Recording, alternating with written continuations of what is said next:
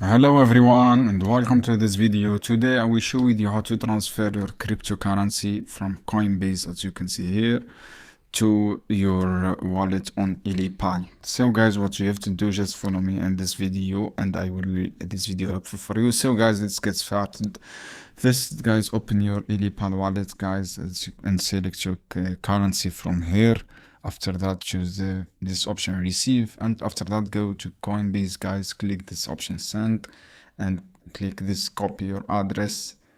And after that guys, what you have to do is just copy your address and enter your amount, as you can see here. And after that, enter your address from here, Coinbase, enter your amount, enter address and enter your amount. And after that guys, click send this option, enter address from here and enter your amount from here and click send option. This is how you can do guys. I hope this video helpful for you.